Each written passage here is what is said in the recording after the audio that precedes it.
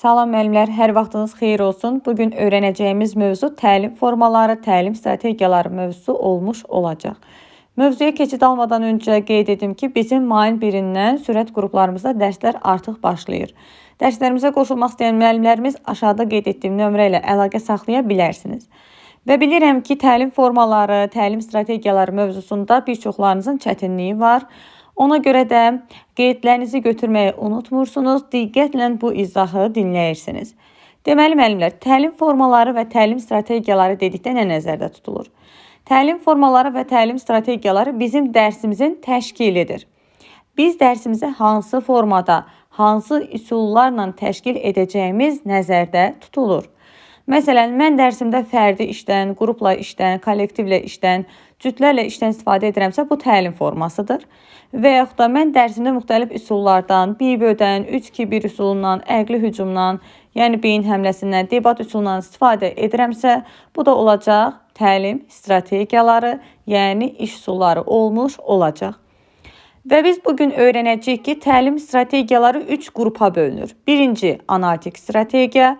İkinci, əməkdaşlıq və kommunikasiya, yəni ünsiyyət, əməkdaşlıq və ünsiyyət strategiyaları. Üçüncü isə refleksiya strategiyaları olmuş olacaq. Strategiyalar, yəni üsullar, müəllimlər, üsullar. İndi biz analitik təlim strategiyasından danışacağıq. Görək, analitik təlim strategiyası nədir? Analitik sözü bilirik ki, analiz sözündən götürülmüşdür. Təhlillər aparmaq, oxşar və fərqli cəhətləri tapmaq, səbəb nəticəni üzə çıxarmaq, eyni zamanda çətin problemləri, ümumiyyətlə problem həll etmə kimi bacarıqları özündə əks etdirir. Deməli, analitik strategiya dedikdə, ümumiyyətlə analitik təfəkkür, analitik strategiyalar dedikdə biliklə, idrakla bağlı olan fəaliyyətlər nəzərdə tutulur. Baxın, təhlil etmək idraki fəaliyyətdir. Daha sonra oxşar və fərqli cəhətləri üzə çıxarmaq, səbəb nəticə əlaqəsinin üzə çıxarılması, təhlillər aparmaq, problem həll etmək, bunların hər biri bizim idrakımıza əsaslanır, yəni təfəkkürümüzə əsaslanır. Bunun üçün biz analiz aparmalıyıq, təhlillər aparmalıyıq və bunun üçün bizə üsullar lazımdır. Bu üsullar adlanacaq analitik təlim strategiyaları. Baxaq görək, analitik təlim strategiyaları hansılardır?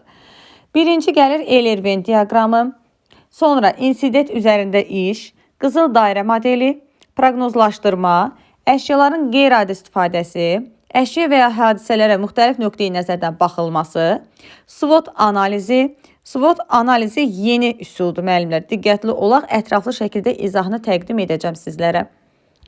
Daha sonra gəlir qərarlar ağacı, sinektika üsulu, nə olardı əgər, Fryer modeli, klaster, Kipling modeli, 4N1KH üsulu, yəni Bloom kubu, simulyasiya və rollu oyun üsulu daxildir. Bunlar oldu analitik təlim strategiyaları. Baxaq görək, Eyler-Venn diaqramında necə istifadə edirik? Eyler-Venn diaqramı üsulu nədir? Adı çəkilən üsul əslində riyaziyyatda məntiqi məsələlərin və ya çoxluqlar məsələlərinin həlli üçün düşünülmüş üsuldur. Lakin digər dərslərdə də, yəni təkcə dəqiq elmlərdə deyil, humanitar fənlərdə də biz bundan istifadə edə bilirik.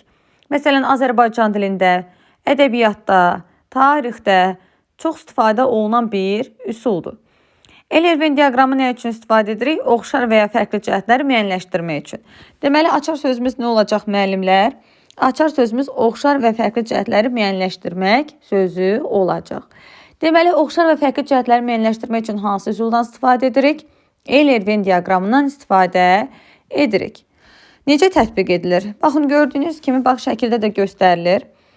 2 xanadan və ya 3 xanadan, hətta 4 xanadan da ibarət olan Eyler-Venn diaqramı var. Kənarlara biz, baxın bu hissələrə biz yazırıq fərqli cəhətləri. Orta hissədə oxşar cəhətləri qeyd edirik. Kənarlarda isə fərqli cəhətləri qeyd etmiş oluruq. Deməli, oxşar və fərqli cəhətləri müəyyənləşdirmək üçün hansı üsuldan istifadə edirik? Eyler-Venn diaqramından istifadə etmiş oluruq. Baxaq görək, bu üsul hansı bacarıqları formalaşdırır? Müəllimlər, biz Eyler-Venn diaqramından istifadə edərkən bizim biliklərimiz aktuallaşır, yəni aktivləşir. Daha sonra deyə bilərik ki, təhlil bacarığımız inkişaf edir. Yəni şagirddə təhlil bacarığı formalaşır. Bilikləri aktuallaşır, yəni aktivləşir. Dəyərləndirmək bacarığının inkişafı, əsaslandırma bacarığının inkişafı yaranır. Deməli, müəllimlər, Eyler-Venn diaqramı hansı təfəkkürü formalaşdırır desə, deyəcəyik ki, məntiqi və tənqidi təfəkkürü formalaşdırır. Niyə məntiqi təfəkkür? Çünki oxşar və fərqli cəhətləri tapanda bunlar sadə proseslərdir. Bu məntiqi təfəkkürə əsaslanır. Dəyərləndirmək, təhlil bacarığı, əsaslandırma bacarığı, bunu isə tənqidi təfəkkürlü insanlar sevir. Ona görə də müəllimlər, məntiqi təfəkkür, baxın yazıram bura məntiqi təfəkkür, siz də qeydlərinizi aparın. Daha sonra tənqidi təfəkkür. Deməli, iki təfəkkür növünü inkişaf elətdirir, məntiqi və tənqidi təfəkkürü inkişaf elətdirmiş olur. Təhlil bacarığı, dəyərləndirmək bacarığı, əsaslandırmaq bacarığı bilirik ki, bu tənqidi təfəkkürlü insanların sevdiyi fəaliyyətlərdir. Daha sonra oxşar və fərqli cəhətlərin tapılması da məntiqi təfəkkürə əsaslanır. Deməli, məntiqi təfəkkürü və tənqidi təfəkkürü inkişaf elətdirir Eyler-Venn diaqramı üsulu.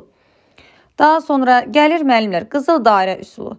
Qızıl dairə üsulunda bax 3 dənə N hərfi ilə başlanan sual görsəniz situasiyada deyəcəksiniz ki, bu qızıl dairə üsuludur.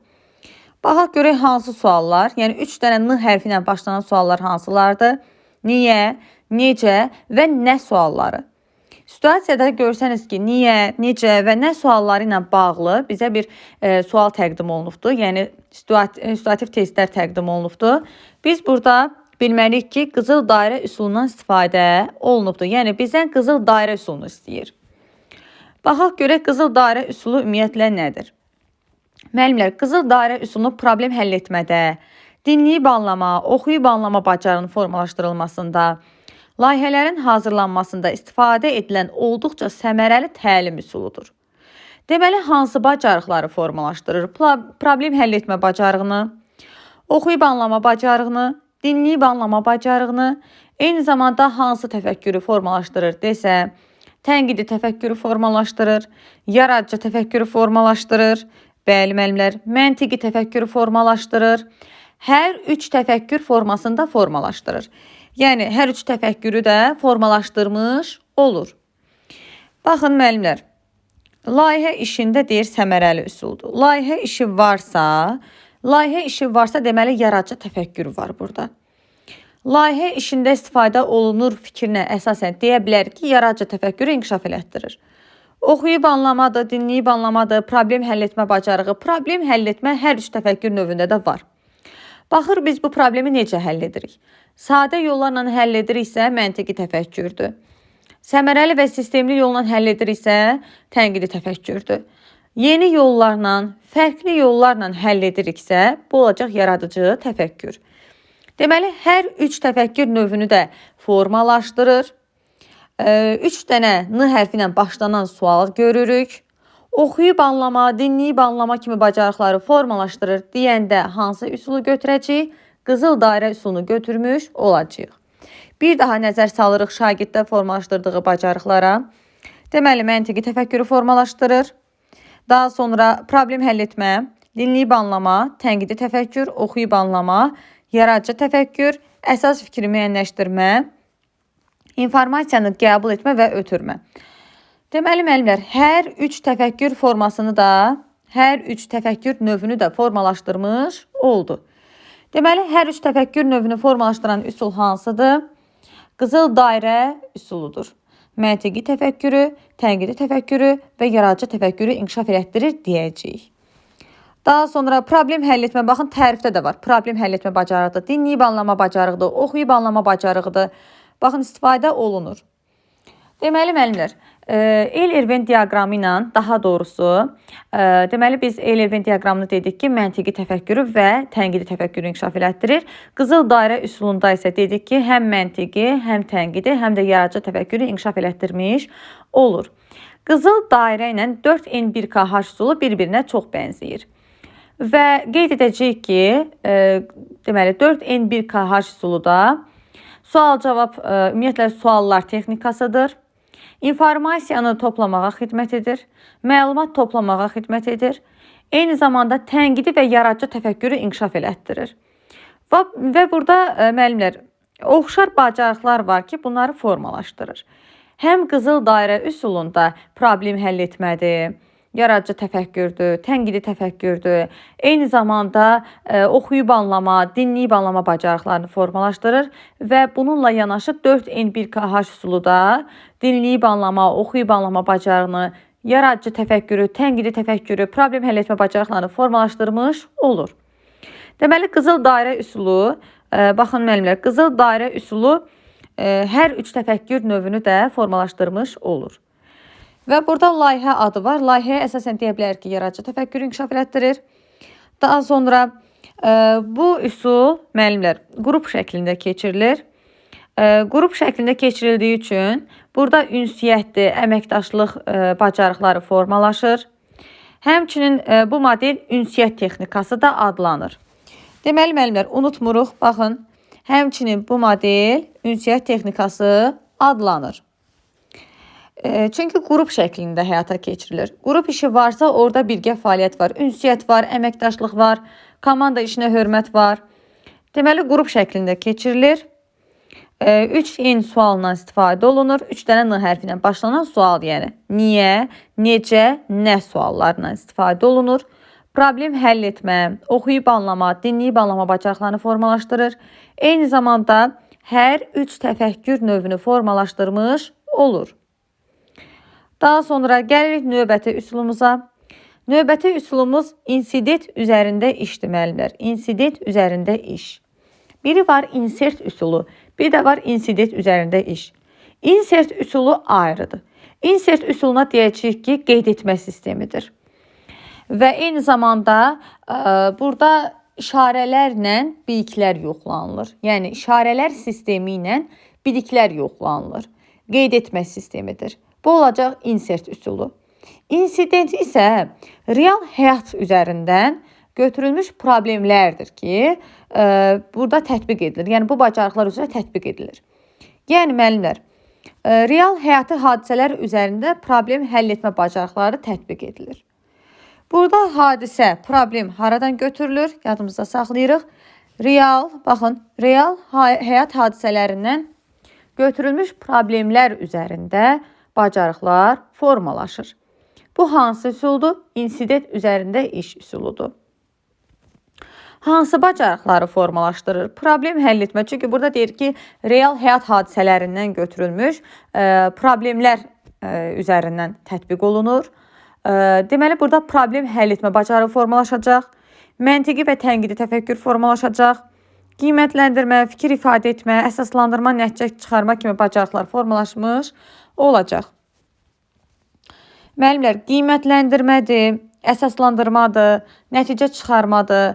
Bunlar məhz tənqidi təfəkkürlü insanların sevdiyi xüsusiyyətlərdir. Yəni, tənqidi təfəkkürü inkişaf elətdirir deyirik və buraya daxildir tənqidi təfəkkürə aid olanlar nəticə çıxarmadır, əsaslandırmadır, qiymətləndirmədir. Bax, bu nümunələr tənqidi təfəkkürə aiddir. Məntiqi təfəkkür və tənqidi təfəkkürü inkişaf elətdirmiş olur. Eyni zamanda problem həll etmə kimi bacarıqları formalaşdırır. Deməli, burada iki təfəkkürdən istifadə olundu. İki təfəkkür. Məntiqi və tənqidi təfəkkürü inkişaf elətdirir. Açar sözümüz nə idi müəllimlər? Real həyatı hadisələr üzərindən, yəni real həyat hadisələrindən götürülmüş problemlər əsasında tətbiq olunur. Yəni problemlər hardan götürür? Real həyat hadisələrindən götürülür. Bu olur insident üzərində iş. Sonra gəlirik proqnozlaşdırmaya. Proqnozlaşdırmanın açar sözü nə olacaq? Təxəyyüllərin işə salınması. Baxın, təxəyyüllərin işə salınması bizim açar sözümüzdür. Eyni zamanda proqnozlaşdırma üsulu nədir? Müəllim hər hansısa bir əsəri və yaxud da mətni və yaxud da hekayəni yarıda saxlayır. Hekayənin davamını tamamlamaq üçün şagirdlərə belə bir sual ünvanlayır. Sizcə bu mətin, bu əsər, bu hekayə necə bitəcək? Yəni, davamı necə olacaq? Şagirdlər öz təxəyyüllərinə əsasən həmin mətni tamamlamış olacaqlar. Fikir verirsinizmi? Şagirdin artıq təxəyyülünün, beyninin məhsulu var burada. Şagirdin beyninin məhsulu olduğu üçün deyəcək ki, yaradıcı təfəkkürü də inkişaf elətdirir. Və eyni zamanda tənqidi təfəkkürü də inkişaf elətdirmiş olur. Təbii ki, şagird əsərin və yaxud da mətnin, hekayənin sonluğunu özü tamamladığı üçün, Yəni öz təxəyyülünü işə salaraq həmin o mətni tamamlaması üçün məntiqi təfəkkürü də lazımdır ki, tamamladığı sonluq mətndən uyğunluq təşkil eləsin. Yəni uyğun olsun, əlaqələndirilsin mətndən. Mətndən əlaqəli tamamlamalıdır həmin o proqnozlaşdırmanı. Mətndən əlaqəli olmalıdır o sonluq. Ona görə də deyirik ki, proqnozlaşdırma üsulu hər 3 təfəkkür növünü formalaşdırmış olur. Həm tənqidi, həm məntiqi, həm də yaradıcı təfəkkürü formalaşdırır. 3 dənə təfəkkürün növünü, 3 təfəkkür növünü inkişaf elətdirmiş, formalaşdırmış olur. Daha sonra dedik ki, 3 təfəkkür növünü formalaşdıran hansı üsul oldu? Qızıl dairə modeli oldu. Baxın müəllimlər, qızıl dairə modelində də demişdik ki, 3 təfəkkürü formalaşdırır. Eyni zamanda proqnozlaşdırmada hər 3 təfəkkür növünü formalaşdırır. Açar sözümüz nədir proqnozlaşdırmada? Şagirdlərə təxəyyüllərini işə salmağa imkan verən bir üsuldur. Təxəyyüllərin işə salınması sözünü gördüksə, proqnozlaşdırmanı götürəcəyik. Eyni zamanda tənqidi təfəkkür varsa, təbii ki, təhlil etmə bacarıqdır, dəyərləndirmək bacarıqdır. Bunları da inkişaf elətdirmiş olacaq. Sonra gəlir müəllimlər. Əşyaların qeyri-adi istifadəsi. Burada şagird əşyalardan qeyri-adi şəkildə istifadə edəcək deyə, yaradıcı təfəkkür inkişaf elətdirir, rahatlıqla deyə bilərik müəllimlər. Problem yoxdur. Çünki mənim əşyalardan qeyri-adi istifadəm üçün mənim yaradıcı təfəkkürüm tələb olunur. Yəni, yaradıcı təfəkkürüm olmalıdır ki, mən əşyadan qeyri-adi şəkildə istifadə edim. Məsəl üçün, deyək ki, ən elementar bir nümunə gətirəcəm sizə. Qələm nə üçündür və yaxud da karandaş nə üçündür? Yazmaq üçün vasitədir də, düzdür? Yazmaq üçün vasitədir. Amma bəzən biz müəllimlər onu saçımızı yığmaq üçün, toplamaq üçün istifadə edirik, düzdür? Yəni, rezin əvəzi, belə deyək də, saç yığmaq üçün vasitə kimi istifadə edirik. Fikir verirsinizmi? Əşyadan qeyri-adi şəkildə istifadə elədik. Və yaxud da qalstukdan kəmər əvəzinə istifadə. Və yaxud da deyək ki, salfetka qabından telefon dayağı kimi istifadə etmə. O qədər var ki, mənim özüm o qədər istifadə eləmişəm ki, salfetkanın qabından, belə deyək də, o telefon qabına oxşuyur, yəni telefonun dayağına oxşuyur da, telefonu deməli dayaya bilirik o qaba, sökəyə bilirik yəni. Baxın, fikir verirsiniz, bu salfetka nə üçündür? Salfetka qabı nə üçündür? Salfetkaların yerləşdirilməsi üçün, düzdür? Salfetka üçün nəzərdə tutulmuşdur. Amma mən o qabdan telefonun dayağı kimi istifadə edirəm. Telefonun dayağı kimi istifadə edirəm, artıq mən əşyalardan qeyri-adi şəkildə istifadə etmiş oluram. Və bu hansı təfəkkürü ehtiva edir? Təbii ki, yaradıcı təfəkkürü inkişaf elətdirmiş olur. Daha sonra tənqidi təfəkkürdə inkişaf elətdirir. Niyə müəllimlər tənqidi təfəkkür? Çünki biz burada təhlillər aparacağıq, biz burada dəyərləndirmə aparacağıq, biz burada qiymətləndirmə aparacağıq. Qiymətləndirmə bizim yazdığımız qiymətdən söhbət getmir müəllimlər. Qiymətləndirmə odur ki, bir işi qiymətləndirmək. Məsəl üçün, mən nə isə hazırlamışam, gətirmişəm, indi onu şagirdlər qiymətləndirir.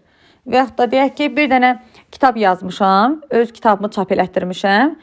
Siz o kitabı qiymətləndirirsiniz, yəni dəyərləndirirsiniz. Çatışmayan cəhətləri və yaxud da çatışan üstün cəhətlərini, çatışmayan cəhətlərini, eyni zamanda uyğunsuzluqları və yaxud da belə deyək də, müsbət tərəflərini siz qiymətləndirirsiniz. Bax, qiymətləndirmə budur. Bunun üçün də sizə nə lazımdır? Tənqidi təfəkkür lazımdır. Eləcəliklə də əşyalardan qeyri-adi istifadə zamanı təhlil bacarığımız işə düşür, dəyərləndirmə bacarığımız işə düşür, qiymətləndirmə bacarığımız işə düşür. Ona görə də deyirik ki, tənqidi təfəkkürü də inkişaf elətdirən bir üsuldur. Deməli, həm yaradıcı təfəkkürü, həm də tənqidi təfəkkürü inkişaf elətdirdi. 2 təfəkkürü inkişaf elətdirir müəllimlər, əşyalardan qeyri-adi istifadə. Sonra əşya və ya hadisələrə müxtəlif nöqteyi nəzərdən baxılması. Bu da yaradıcı və tənqidi təfəkkürü inkişaf elətdirir. Baxın müəllimlər, yaradıcı və tənqidi təfəkkürü inkişaf elətdirir. Deyə bilərik ki, hər 2 təfəkkür növünü inkişaf elətdirir və necə tətbiq olunur? Müəllim şagirdlərə belə bir situasiya verir. Yağış yağır hadisəsini müxtəlif cür necə qiymətləndirə bilərsiniz? Müxtəlif cür qiymətləndirmək. Fikir verirsiniz müəllimlər, müxtəlif cür qiymətləndirmək üçün Mənim tənqidi təfəkkürüm lazımdır. Qiymətləndirmək sözü var burada. Şagirdlər öz tənqidi təfəkküründən istifadə edərək, tənqidi təfəkkürləri işə düşərək belə bir suallar, daha doğrusu suala belə bir cavab ünvanlayır ki, məsəl üçün, yağış yağanda taksi sürücüsü sevinir. Çünki müştərisi çox olacaq. Digər bir şagird deyir ki, pessimistlər kədərlənir. Çünki havanın tutqun olması onlarda bədbinlik yaradır. Digər şagird deyəcək ki, çətir satanlar sevinir. Çünki müştəriləri çox olacaq. Başqa bir şagird deyəcək ki, piyadalar kədərlənir. Çünki yağışda islanacaqlar. Fikir verirsiniz müəllimlər. Müxtəlif situasiyalar, müxtəlif fikirlər, ideyalar topladıq. Müxtəlif qiymətləndirmə aldıq. Bu zaman şagirdin tənqidi təfəkkürü lazımdır. Yəni, tənqidi təfəkkürü işə düşür. Və eyni zamanda yaradıcı təfəkkürləri də işə düşmüş olur. Deyə bilərsiniz ki, müəllim, yaratmaq mərhələsinə aid nə var burada?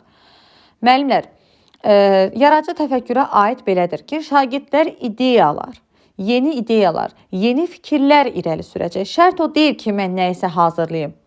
Baxın, müəllimlər, yaradıcı təfəkkürdə şərt o deyil ki, mən nəyisə hazırlayım, nəyisə ərsəyə gətirim, nəsə düzəldim, yeni bir şey, yeni məhsul ortaya qoyum. Şərt bu deyil.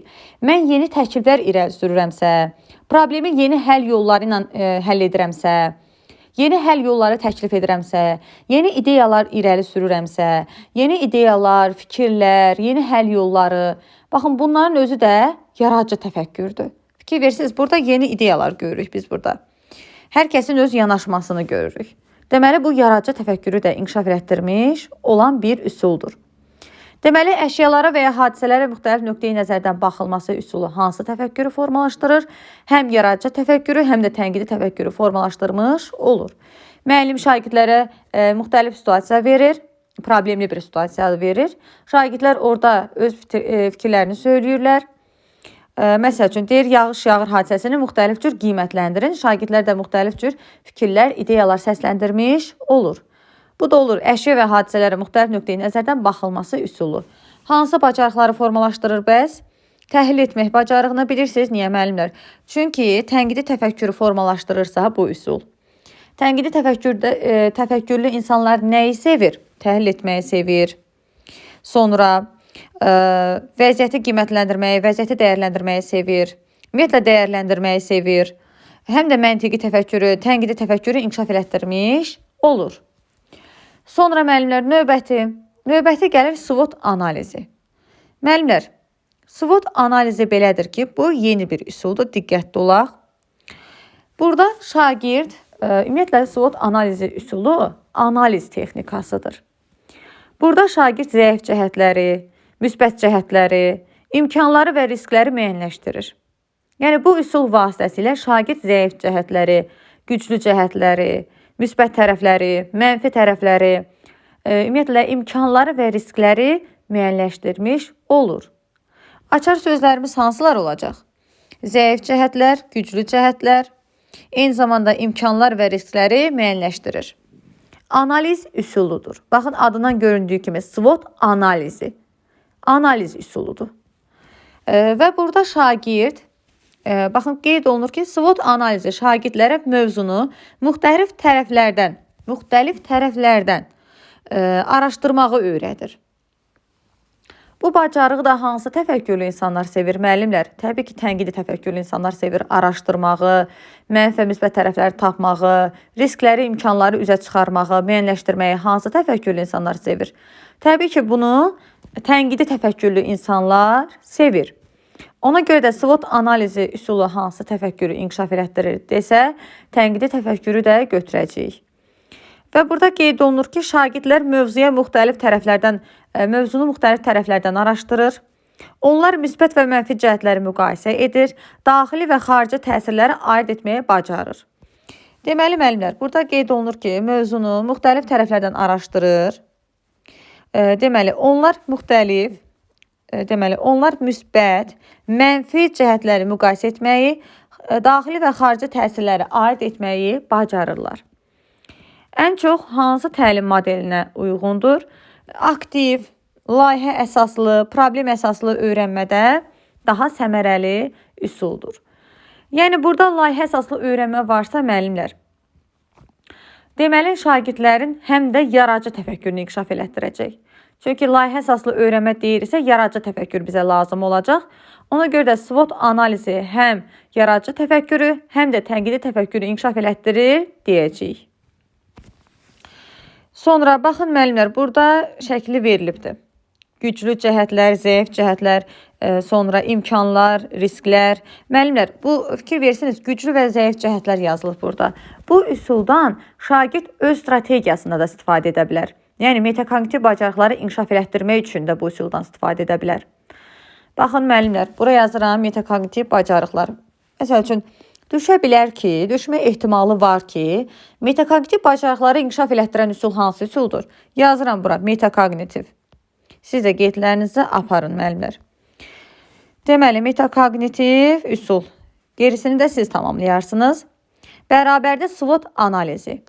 Fikir verirsiniz, cədvələ baxanda biz güclü cəhətlər, zəif tərəflərin müəyyənləşdirilməsi görürük. Bunu şagird öz öyrənməsində də, öz strategiyasında da tətbiq edə bilər.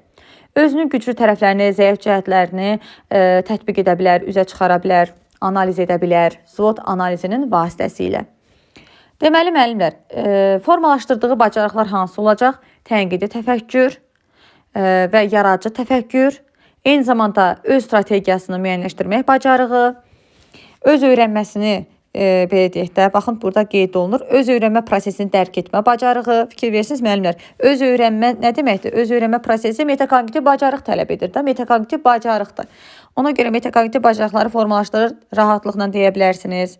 Strategiya qurma, yəni öz strategiyasını qurması, metakognitiv bacarıqlar. Baxın, bunları formalaşdırır hansı üsul? SWOT analizi. Sonra qərar vermədir, tənqidi təfəkkürdür, problem əsaslı öyrənmədə, ümumiyyətlə problem həll etmə üsullarında da, problem həll etmə bacarıqlarında da istifadə olunur. Hər hansı bir problemin həllində SWOT analizindən də istifadə edə bilərik.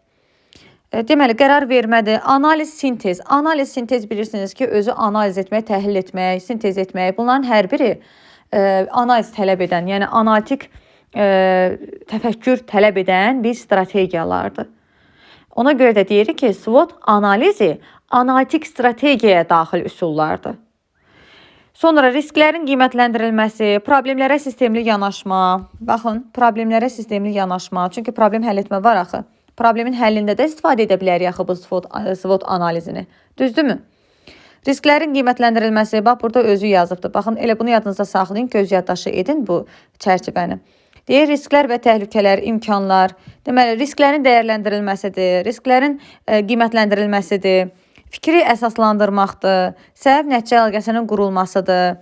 Səbəb-nəticə əlaqəsinin qurulması, baxın, hansı təfəkkürü tələb edir? Analitik təfəkkürü tələb edir, düzdürmü? Analitik təfəkkür necə idi? Səbəb-nəticə əlaqələrinin üzə çıxarılması. Deməli, səbəb-nəticə əlaqəsinin qurulmasıdır. Güclü və zəif tərəfləri tanıma. Öz strategiyasında da bunu tərtib edə bilər.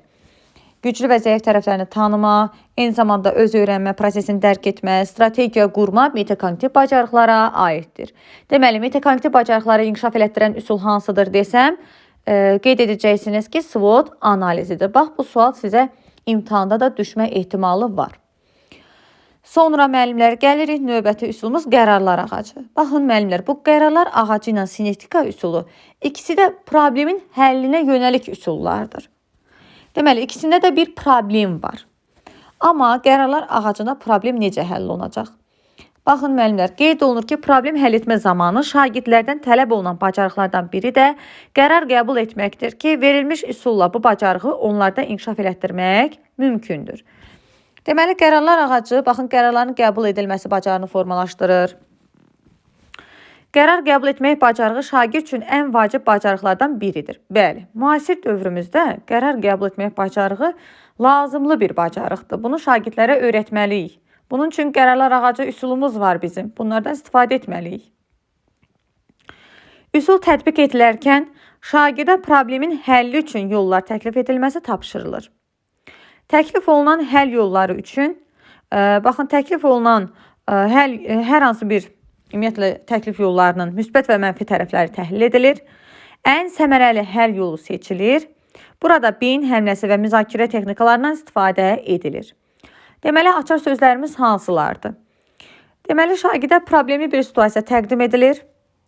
Və bu üsulda şagirdin problemin həlli üçün yollar təklif etməsi tapşırılır. Şagirdlərin təklif etdiyi həll yollarının müsbət və mənfi tərəfləri, baxın, təklif olunan həll yollarının müsbət və mənfi tərəfləri təhlil edilir. Sonra ən səmərəli həll yolu seçilir. Deməli, bizim açar sözümüz nə olacaq? Təklif olunan həll yollarının müsbət və mənfi tərəfləri təhlil edilir. Ən səmərəli həll yolu seçilir. Bu hardaydı? Qərarlar ağacı üsulundaydı. Hansı təfəkkürü inkişaf elətdirir desə, təbii ki, tənqidi təfəkkürü götürəcəyik. Eyni zamanda məntiqi təfəkkürü də götürəcəyik. Sonra başqa məsəl üçün deyə bilərik ki, əsaslandırma bacarığı, ümumiləşdirmə, nəticə çıxarma, dəyərləndirmək kimi bacarıqları formalaşdırır. Qərar qəbul edilərkən səbəblərin təhlili, ümumiyyətlə qərar qəbul etmə bacarığını formalaşdırır. Tənqidi və məntiqi təfəkkürü, baxın, tənqidi və məntiqi təfəkkürü inkişaf elətdirir. Əməkdaşlıqdır, komanda işinə hörmətdir. Niyə əməkdaşlıq və komanda işi müəllimlər? Çünki bu üsul qrupla həyata keçirilir. Qrupla. Qrup varsa, birgə fəaliyyət var, əməkdaşlıq var, ünsiyyət var, sosial bacarıqların inkişafı var və komanda işinə hörmət bacarıqları formalaşdırır deyə bilərik. Deməli, müəllimlər, çətin vəziyyətlərdə qərar qəbul etmək üçün problemlərin bir neçə həll yolunu tapmaq, qərarlar qəbul edilərkən səbəblərin təhlili, ümumiyyətlə qərar qəbul etmə bacarığı, tənqidi təfəkkür, məntiqi təfəkkür, nəticə çıxarmaq, dəyərləndirmək, ümumiləşdirmək, əməkdaşlıq, komanda işinə hörmət kimi bacarıqları formalaşdırır. Formalaşdıran üsul hansıdır desə, götürəcəyik qərarlar ağacını. Düzdür? Açar sözümüz hansı oldu? Problemin, deməli, şagirdlərə problemi bir situasiya təqdim olunur. Şagirdlər problemin həlli üçün təkliflər irəli sürür. Həmin təklif olunan həll yollarının müsbət və mənfi tərəfləri təhlil edilir. Ən səmərəli həll yolu saxlanılır. Ümumiyyətlə, bu təklif yolları beyin həmləsi üsulu ilə seçilir. Baxın, tətbiqi necə olmalıdır? Birinci, problem müəyyənləşdirilir. İkinci, beyin həmləsi ilə mümkün olan həll yolları və ideyalar müəyyənləşdirilir. Həll yollarının müsbət və mənfi tərəfləri müzakirə olunur. Seçim olaraq 3 həll yolu saxlanılır. Təbii ki, bu 3 həll yolundan ən səmərəlisini seçməliyəm. Sonda isə qərar qəbul edilir və qiymətləndirilir. Vəssalam. Bu da oldu qərarlar ağacının tətbiqi. Bu ardıcıllığı ümumiyyətlə yadınızda saxlayın, müəllimlər, bu ardıcıllığı. Sonra növbəti gəlir üsulumuz sinetika üsulu.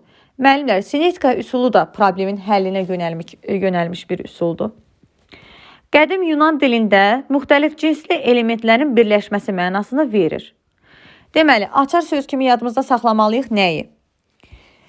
Müxtəlif cinsli elementlərin birləşməsi mənasını verən üsul hansıdır? Sinetika üsuludur. Bu da qrupla həyata keçirilir. Qrup şəklində həyata keçirilir, müəllimlər. Baxın, qrup şəklində həyata keçirilir. Qrup varsa, əməkdaşlıq var, ünsiyyət var, komanda işinə hörmət var. Düzdür, dinləmə mədəniyyətinin yaranması var. Eyni zamanda deyə bilərik ki, burada yaradıcı təfəkkür inkişaf elətdirir. Həm də tənqidi təfəkkür inkişaf elətdirir. Problem həll etmə kimi bacarıqları inkişaf elətdirir. Daha sonra ikinci açar sözümüz necə olacaq? Bir mövzu ətrafında müzakirə təşkil edilir. Tətbiqi necədir? Bax, tətbiqini oxuyuram. Bir mövzu ətrafında müzakirə təşkil edilir. Həll yollarının kreativ yollar. Kreativ, müəllimlər, qeyri-adi deməkdir. Kreativ nə deməkdir? Qeyri-adi, yeni yollar deməkdir. Və burada qeyd olunur ki, müəllimlər, kreativ yollar varsa, deməli, bu yaradıcı təfəkkürü də formalaşdırır. Yaradıcı təfəkkür, yəni yeni həll yolları irəli sürmək. Fikir verirsiniz, mən az öncə dedim ki, yaradıcı təfəkkür illa da bir şeyi yaratmaq demək deyil. Nəyisə hazırlayıb, nəsə bir məhsul ərsəyə gətirmək demək deyil. Yaradıcı təfəkkür həm də yeni həll yollarının, yeni ideyaların irəli sürülməsidir. Bunu unutmayın. Deməli, yeni həll yolları irəli sürülür deyə, yəni yeni həll yolları, kreativ ideyalar irəli sürüləcək deyə sinetika üsulunda biz buna yaradıcı təfəkkürü də inkişaf elətdirən bir üsul olaraq qeyd edə bilərik. Həm tənqidi təfəkkürü, həm yaradıcı təfəkkürü, problem həll etmə bacarığını formalaşdıran bir üsuldur sinetika üsulu. Sonra deməli müəllimlər, burada şagirdlər iki qrupa bölünür. Bir qrup problemi irəli sürən tərəf kimi çıxış edir. Deməli iki qrupa bölündü şagirdlər. Açar sözləri qeyd edirəm. Bir qrup problemi irəli sürən tərəf kimi, baxın, bir qrup problemi irəli sürən tərəf kimi, digər isə problemin həll yollarını təklif edən tərəf kimi çıxış edir. Deməli şagirdlər neçə qrupa bölündü? İki qrupa. Bir qrup problemi irəli sürən tərəf kimi çıxış edəcək. Digər tərəf isə problemin həll yollarını təklif edən tərəf kimi çıxış edəcək. Daha sonra burada fikirlər əsaslandırılacaq. Sonra başqasının fikrinə hörmət bacarığı formalaşdırılacaq. Sonra assosiasiyalar yaradılacaq. Assosiasiya nə deməkdir? Əlaqələndirmə. Dinləmə mədəniyyəti yaranacaq, formalaşacaq. Niyə? Çünki qrupla işli, birgə fəaliyyət var burada. Əməkdaşlıqdır, ünsiyyətdir. Problem həll etmə, özü də problemin optimal həll yolu. Ümumiyyətlə müəllimlər, optimal həll yolu, kreativ həll yolu deyirsə, optimal həll yolu, kreativ həll yolları, kreativ, yeni yollar, optimal yollar deyirsə hansı təfəkkürdür? Yaradıcı təfəkkürdür. Baxın, yaradıcı təfəkkürdür, tənqidi təfəkkürdür, məntiqi təfəkkürdür. Hər üç təfəkkür formasını da inkişaf elətdirən bir üsuldur. Hər üç təfəkkür növünü də formalaşdırır. Daha sonra gəlir nə olardı əgər bu üsul ümumiyyətlə çox az hallarda, nadir hallarda düşür imtahana. Çox rahat bir üsuldur. Nə olardı əgər müəllim bir cümlə verir və yaxud da ümumiyyətlə bir situasiya təqdim edir, belə bir sual verir ki şagirdlərə. Sizcə, məsəl üçün deyək ki, günəş olmasaydı nə olardı? Və yaxud da dünyada su olmasaydı nə olardı? Və yaxud da dünyada texnologiya olmasaydı, məsələn, kompüter, planşet, bunlar olmasaydı nə olardı? Bax, bu kimi suallara şagird cavab axtarır. Və sual cavabı da sevən, belə müzakirələri sevən, belə situasiyaları sevən təfəkkür hansı təfəkkürdür? Təbii ki, tənqidi təfəkkürü inkişaf elətdirir deyəcəyik. Tənqidi təfəkkür varsa da əsaslandırma var, nəticə çıxarma var, ümumiləşdirmə var, təhlil etmək bacarığı var. Yəni, bu kimi bacarıqları formalaşdırır. Sonra gəlirik Frayer modelinə. Frayer modeli çox maraqlı bir üsuldur. Frayer modeli söz analizi aparmaq və söz ehtiyatı yaratmaq üçün istifadə edilən iş vərəqidir. Deməli, müəllimlər, açar sözümüz hansıdır? Söz analizi aparmaq, söz ehtiyatı yaratmaq. Sözləri sevən, söz oyunlarını sevən intellekt tipləri hansılar idi? Verbal lingvistik, düzdür? Verbal lingvistik intellektə sahib olan şagirdlər Frayer modelini çox sevəcək. Müəllimlər, bu Frayer modeli onlar üçün çox sevimli bir üsuldur. Verbal lingvistik intellektə malik olan şagirdlər. Çünki burada söz analizi aparacaqlar. Söz ehtiyatı yaratmaq üçün istifadə edilən bir iş vərəqidir. Burada, baxın, belə bir nümunə təqdim olunacaq şagirdlərə. Şagirdlərə bir, məsəl üçün, anlayış, söz veriləcək.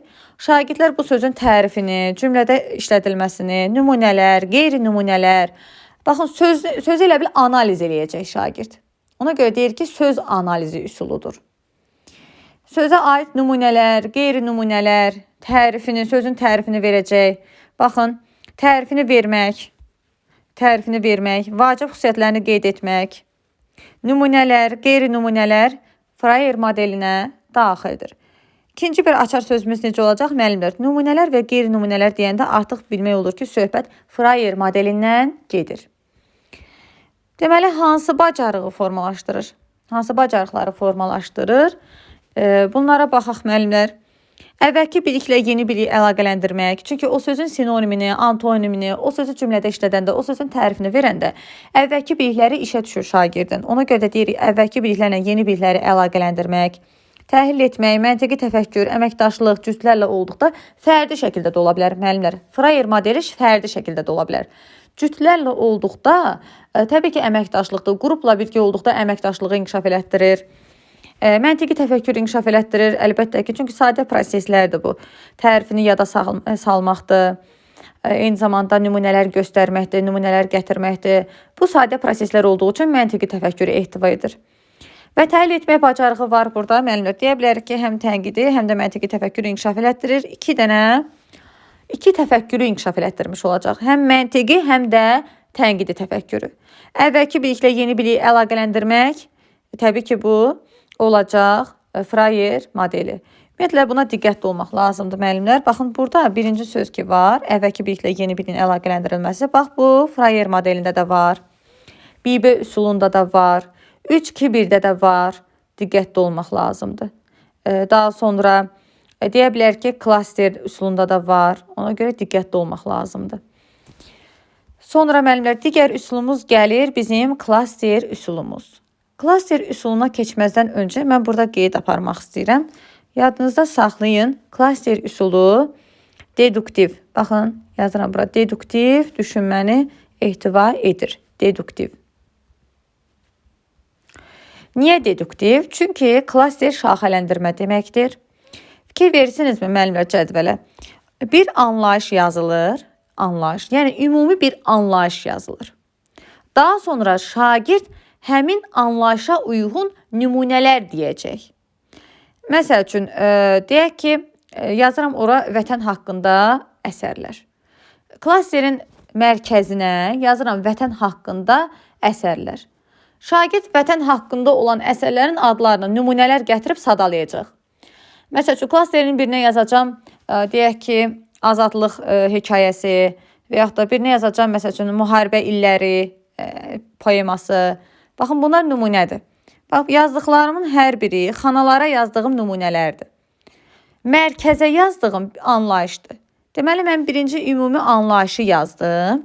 Şagird də nümunələr gətirdi ona. Nümunələr dedim, mən də o xanalara yazdım.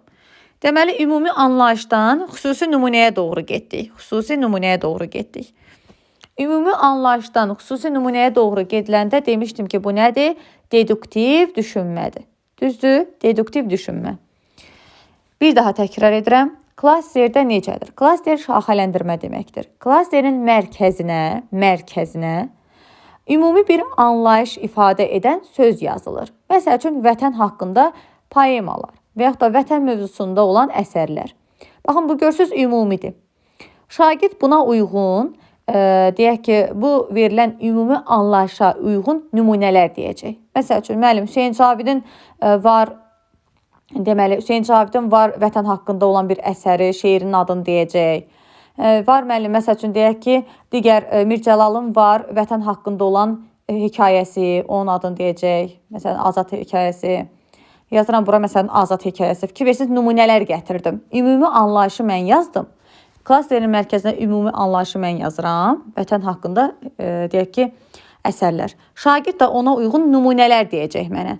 Ümumidən xüsusiyə doğru getdiyim üçün, ümumi anlayışdan xüsusi nümunələrə doğru getdiyimiz üçün bu olacaq deduktiv düşünmə. Deməli, klaster hansı düşüncəni aktivləşdirir, hansı düşünməyə əsaslanır, deduktiv düşüncəyə əsaslanır.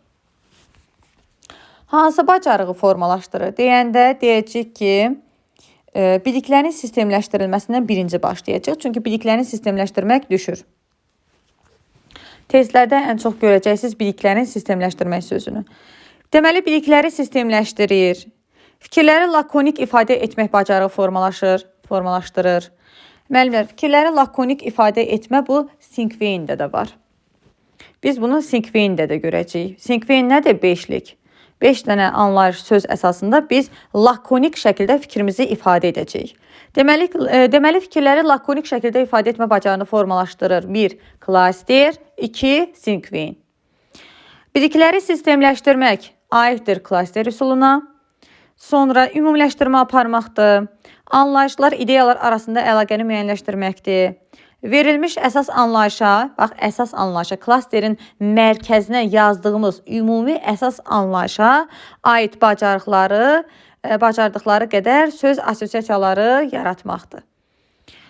Bəli, nümunələr gətirməklə şagirdlərdə söz assosiasiyası yaradılacaq. Yəni, sözlərin əlaqələndirmə bacarıqları yaranacaq şagirddə. Məhz bu da klaster üsulu vasitəsilə yaranmış olacaq. Sonra növbəti üsulumuz gəlir. Hansı üsul müəllimlər? 4N1KH üsulu. Bu da deyirik ki, suallar texnikasıdır. 4 dənə N hərfi ilə başlanan sual var burada. Ona görə 4N deyirik. 4 dənə N hərfi ilə başlanan sual. Nə, niyə, nə vaxt, necə suallarıdır ki, bu 4 dənə N işarə olunubdur. Bir dənə K hərfi ilə, yəni K hərfi ilə olan sual. Kim sualı? Bir dənə də H hərfi ilə harada sualı. Fikir verirsiniz, bunların hər biri sualdır. Deməli, bu üsul suallar texnikasıdır. Açar sözümüz nə olacaq? Suallar texnikasıdır. Deyir, bu suallar hər hansı bir işlə bağlı məlumat toplamaq məqsədi ilə istifadə olunur. Məsələn, düşə bilər ki, suallar texnikasıdır. Baxın, işarələyirəm. Suallar texnikasıdır. Məlumat toplamağa xidmət edir. İnformasiyanı toplamağa xidmət edən üsul hansıdır? 4N1KH üsulu deyəcəyik. Və salam. Deməli, suallar texnikasıdır. İnformasiyanı toplamağa xidmət edir. Yeni məlumatlar toplamaq məqsədi ilə istifadə olunur. Hansı üsulu götürəcəyik? 4N1KH üsulunu götürmüş olacağıq. Daha sonra deyə bilərik ki, səbəb-nəticə əlaqələrin üzə çıxarılmasında deməli istifadə olunur. Daha sonra deyə bilərik ki, müəllimlər, layihə əsaslı öyrənmədə səmərəli üsuldur. Yəni, layihə əsaslı öyrənmədə, problem əsaslı öyrənmədə biz bu üsuldan istifadə edə bilərik. Layihə əsaslı öyrənmə deyiriksə, orada hansı təfəkkür inkişaf edəcək? Yaradıcı təfəkkür, düzdür? Deməli, həm yaradıcı təfəkkürü, həm də tənqidi təfəkkürü formalaşdıran üsul hansıdır? Deyəcək ki, 4N1KH üsuludur. Baxın, müəllimlər, layihə əsaslı öyrənmədə də istifadə edə bilirik. Layihə kimə məxsusdur? Layihədə məsul şəxs kimdir? Sonra, layihənin mövzusu nədir? Layihə nə zaman hazır olacaq? Nə zaman müddətində, nə vaxt müddətində, yəni hansı müddətə hazır olacaq? Sonra, layihə harada təqdim olunacaq, harada icra olunacaq və yaxud da deyək ki, harada həyata keçiriləcək? Layihənin məqsədini müəyyənləşdirməklə niyə sualını verirlər ki, layihənin məqsədi nədir? Layihə niyə planlaşdırılıb? Nəyə görə qərar verilib? Daha sonra, layihə necə reallaşacaq? Layihə necə planlaşdırılıb? Harada sualına, layihə harada tətbiq olunacaq? Hansı ərazidə tətbiq olunacaq? Bax, fikir verirsiniz, bunları da layihə əsaslı öyrənmədə biz tətbiq edirik bu sualları. Deməli, layihə əsaslı öyrənmə deyirəmsə, yaradıcı təfəkkürün inkişafı var burada. Sonra, səbəb-nəticə əlaqəsinin üzə çıxarılmasıdır. Ümumiyyətlə, sualları sevən, suallar texnikasını sevən təfəkkür hansı təfəkkürdür? Tənqidi təfəkkürdür. Deməli, həm tənqidi təfəkkürü, həm də yaradıcı təfəkkürü inkişaf elətdirən bir üsuldur, müəllimlər. Baxın, tənqidi təfəkkür və yaradıcı təfəkkür. Bunları unutmursunuz. Sonra, deməli, tənqidi təfəkkür və yaradıcı təfəkkürü problem həll etmə bacarığını formalaşdırır. Baxın, müəllimlər, qızıl dairədə olduğu kimi eyni ilə qızıl dairədə olan bacarıqlardır.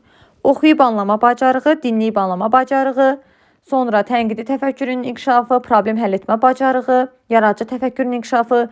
Bu bacarıqlar həm də qızıl dairə üsulunda, qızıl dairə modeli üsulunda da var idi. Sadəcə qızıl dairə modelində 3 təfəkkür inkişaf edirdi. 3 təfəkkür forması. Deməli, hər 3 təfəkkür forması inkişaf edirdi, formalaşırdı. Burada isə 2 təfəkkür formasından söhbət gedəcək. Həm tənqididən, həm də yaradıcı təfəkkürü formalaşdıran üsul desə, yəni 2 üsulun adını çəksə, həm tənqidi, həm də yaradıcının adını çəksə, biz bunu 4N1KH üsulu götürəcəyik. Amma desək ki, həm tənqidi təfəkkürü, həm yaradıcı təfəkkürü inkişaf elətdirir, onda həm də məntiqi təfəkkürü.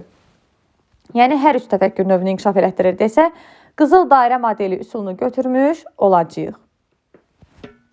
Daha sonra gəlir növbəti üsulumuz. Növbəti üsulumuz nədir? Növbəti üsulumuz Bloom kubudur, müəllimlər. Bloom kubu adından göründüyü kimi, bu ən çox ibtidai sinif müəllimləri üçün, belə deyək də, ibtidai sinif müəllimlərinə məxsus bir üsuldur ki, bu ibtidai sinifdə daha əyləncəli olur bunu keçirmək. Müəllim kubun üzərinə, kub görmüsünüz də, 4 üzdən, daha doğrusu 6 üzdən ibarət olur. Şagird bu kubu fırlamalıdır. Kubun hər üzünə müəllim Bloom'un idrak taksonomiyasının feillərinə aid sual tərtib edir. Məsəl üçün, kubun bir üzünə yazır tətbiq et, digər üzünə yazır izah et, digər üzünə yazır özünü ifadə et, digər üzünə yazır adlandır, digər üzünə yazır niyə, nə üçün sualını və digər tərəfinə də yazır yenisini yarat. Deməli müəllimlər, bu idrak taksonomiyasının feillərindən ibarət olduğu üçün biz də demişdik ki, müəllimlər, idrak taksonomiyası hər üç təfəkkür növünə də aid ola bilir. Düzdür? Yadda saxlamaqla anlamaq mərhələsi demişdik ki, məntiqi təfəkkürü ehtiva edir. Tətbiq etməyi, təhlil etməyi, dəyərləndirməyi, tənqidi təfəkkürü ehtiva edir. Və eyni zamanda yaratmaq mərhələsi isə yaradıcı təfəkkürü inkişaf elətdirir. Yəni, yaradıcı təfəkkürə aiddir. Deməli, Bloom kubu üsulu hər üç təfəkkürü də inkişaf elətdirmiş olacaq müəllimlər. Hər üç təfəkkür növünü. Baxın, burada qeyd edirəm, siz də özünüz üçün qeydlərinizi mütləq şəkildə götürün. Deməli, hər üç təfəkkür növünü məntiqi, tənqidi, yaradıcı təfəkkür inkişaf elətdirir. Bəli, hər üç təfəkkür növünü inkişaf elətdirir. Sonra tənqidi təfəkkür varsa əsaslandırma bacarığını inkişaf elətdirir. Təhlil etmək bacarığını inkişaf elətdirir. Təhlil etməkdir, dəyərləndirməkdir, meyar çıxarmaqdır, müqayisə etməkdir. Bax, bunlar tənqidi təfəkkürü insanların sevdiyi bacarıqlardır. Sonra məsələyə müxtəlif cəhətlərdən nəzər salmaq. Məsələyə müxtəlif cəhətlərdən nəzər salmaq məhz yaradıcı təfəkkürü inkişaf elətdirir. Sonra deyə bilər ki, inteqrasiya etmək bacarığıdır, sual tərtib etmək bacarığıdır. Baxın, sual tərtib etmək bacarığını unutmursunuz. İnkişaf elətdirən üsul hansıdır? Deyirik ki, Bloom kubu üsuludur. Baxın, müəllimlər, kub belədir. Bircə dəqiqə. Baxın, kub belədir. Müəllim bu kubun hər üzünə bir sual yazır. Hər üzünə bir sual yazır. Şagird o kubu fırlayır, hansı üzü düşsə, ona aid də, o feilə aid də sual verir. Məsələn, izah et düşüb, izah et feilinə aid bir sual verir. Özünü ifadə et düşübsə, dəyərləndirmə mərhələsinə aid bir sual verir. Niyə, nə üçün sualı düşübsə, buna aid bir sual verir. Fikir versiniz, şagirdin həm məntiqi, həm tənqidi, həm də yaradıcı təfəkkürünü inkişaf elətdirən ən gözəl üsullardan biridir. Bloom kubu da adına fikir versiniz, adından elə tutmaq olur ki, Bloom'un idrak taksonomiyasına uyğun, baxın Bloom kubu, Bloom'un idrak taksonomiyasının feillərinə uyğun suallar tərtib edir kub əsasında. Sonra digər üsulumuz hansıdır müəllimlər? Müəllimlər, digər üsulumuz simulyasiya və rollu oyunlardır. Simulyasiya və rollu oyunların ortaq cəhətindən başlayıram. Ortaq cəhəti odur ki, hər ikisində də şagirdə xəyali bir situasiya təqdim olunur. Hər ikisində də şagirdə xəyali bir situasiya təqdim olunur. Simulyasiyada şagird özünü oynayır, rollu oyunda isə başqasını canlandırır. Məsəl üçün, mən şagirdə deyirəm ki, sinifdə olan şagirdlərdən birinə deyirəm ki, gəl bir günlük müəllim rolunda ol. O müəllim rolunu özü kimi oynayacaq. Məsəl üçün, deyək ki, Əlini çağırmışam ki, Əli, gəl bir günlük müəllim rolunda ol. Əli bir günlük müəllim olsa necə olar? Bax, elə bir rola gir. Fikir versiniz, Əli orada özünü oynayacaq, özü kimi oynayacaq o rolu. Amma desəm ki, məsəl üçün, desəm ki, uşaqlar, şagirdlərdən birinə desəm ki, bir günlük Nərgiz müəllimə rolunda ol, Nərgiz müəllimənin rolunu oyna. Bax, fikir versiniz, Nərgiz müəllimə artıq başqasıdır deyə şagird başqasını canlandıracaq. Başqasını canlandıracaq, deməli, burada olacaq rollu oyun. Ortaq cəhətdə nə olacaq müəllimlər? Hər ikisinə də xəyali bir situasiya təqdim olunur. Deyir, bəzən bu iki üsulunu eyni cür təqdim etsələr də, əslində onlar arasındakı fərq var. Bəli, əlbəttə ki, var. Rollu oyunda olduğu kimi simulyasiyada da şagirdə xəyali bir situasiya verilir. Ortaq cəhətini soruşsa, deyəcək ki, hər ikisində xəyali situasiya verilir. Hər ikisində şagirdə xəyali situasiya verilir. Sadəcə rollu oyunda o başqasını canlandırır. Baxın, az öncə dedim ki, şagirdə deyirəm ki, sən bir günlük Nərgiz müəllimə rolunda ol. Bir günlük mənim rolumu canlandır. Şagird məni canlandıracaq. Nərgiz müəlliməni canlandıracaq, yəni başqasını. Bu olacaq rollu oyun. Simulyasiyada isə özünü oynayır. Desəm ki, bir günlük müəllim rolunda ol. Məsələn, Əliyə tapşırıram ki, Əli, bir günlük müəllim rolunda ol, görüm necə olarsan. Nə edərsən, necə öyrədərsən şagirdləri. Əli də bir günlük müəllim rolunda olub özünü oynayacaq ki, hə, mən müəllim olsam necə olaram. Bax, görürsünüz, özünü oynayır. Bu olur simulyasiya. Hansı bacarıqları formalaşdıracaq? Rola girmək, rolunu yaxşı ifa etmək, tənqidi təfəkkürü, yaradıcı təfəkkürü, rol oynamağın özü, bax, səhnələşdirməkdir, rol oynamağın özü yaradıcı təfəkkürü tələb edir. Tənqidi təfəkkür təbii ki, orada belə deyək də qiymətləndirmə, dəyərləndirmə bacarıqları olmalıdır şagirddə. Qiymətləndirmə, öz mövqeyindən çıxış edərək, məsəl üçün deyək ki, münasibət bildirmə bacarığı olmalıdır. Ona görə deyir ki, tənqidi təfəkkürünü inkişaf elətdirir. Deməli, həm tənqidi təfəkkürünü, həm də yaradıcı təfəkkürünü inkişaf elətdirir, iki təfəkkür növünü inkişaf elətdirir. Burada təbii ki, bu simulyasiya və rollu oyunları tək başına fərdi şəkildə keçirilmədiyi üçün, qrup işindən, yəni birgə fəaliyyət olduğu üçün burada təbii ki, bu olacaq əməkdaşlıq və ünsiyyət bacarıqlarını da inkişaf elətdirir deyəcəyik. İdarəetmə və öyrətmə bacarıqlarını da formalaşdırmış olur. Məsələn, müəllim rolunda olanda o həm öyrətmə bacarıqlarını, həm də idarəetmə bacarıqlarını öyrənmiş olur. Yəni, bu kimi bacarıqlar şagirddə formalaşır. Digər üsullarımız gəlir, müəllimlər. Digər təlim strategiyamızın ikinci bölgüsü əməkdaşlıq və kommunikasiya strategiyalarıdır. Kommunikasiya ünsiyyət deməkdir, müəllimlər. Kommunikasiya ünsiyyətdir. Kooperasiya nədir bəs? Kooperasiya əməkdaşlıqdır. Deməli, əməkdaşlıq və kommunikasiya, buna kooperasiya və kommunikasiya strategiyası da deyilə bilər. Kooperasiya əməkdaşlıqdır, kommunikasiya ünsiyyətdir. Deməli, bu üsullar hansılardır, müəllimlər? Bu üsullar beyin həmləsi, Sokrat dialoqu, karusel, dəyirmi masa, düşün, cütləş, bölüş, paylaş, müzakirə xəritəsi, ziqzaq üsulu, akvarium üsulu, auksion üsulu, qartopu texnikası, rollu oyun, sinif küncləri, mən kiməm üsulu, bir də debat üsulu. Baxın, müəllimlər.